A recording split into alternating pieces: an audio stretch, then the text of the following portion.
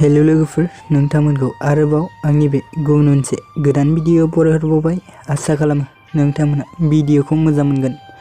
बर'नि फैनो गोनां गोबां आबुं सावथुन आरो बर' एलबामफोरनि बागै मिथिबाय थानो थाखाय नोंथांमोना गिबियावनो आंनि चेनेलखौ साबस्क्राइब खालामना लाग्रोबानो जाबाय, जाहाथे आंनि गोदान भिडियोनि नटिफिकेशनफोरा नोंथांनियाव थाबैनो सौहैयो।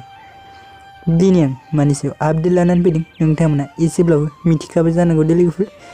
भिडियोफोरा माबा मोनसे गोरोन्थिफोर जालाङोब्ला नोंथांमोनखौ निमाहा होगोन होनना आसा खालामनाय थाबाय। एक्चुअली लोगोफोर, दिनै आं मोनसे बर'नि एलबामनि सायाव आपडेट लानानै फैदों दे लोगोफोर। बे बर' एलबामनि टाइटेलानो जाहैबाय काति गासा। बे अफिशियेल मिउजिक भिडियोखौ MV प्रेजेन्टआव आपल'ड खालामदों दे लोगोफोर। बे अफिशियेल मिउजिक भिडियोनि कास्टिंफोरानो जादों मिथुनराज बर' आरो रिया बर'। बे अफिशियेल मिउजिक भिडियोनि मेथाइखौ रोजाबदों सुलेखा बसुमतारी। मेकआपखौ खालामदों हास्थायसा Basumatary. Concept Mithun and Hasthai. Producer Mithunraj Boro'. बे अफिशियेल मिउजिक भिडियोनि लिरिक्स एन्ड टुनखौ खालामदों मिजिं बरगयारी।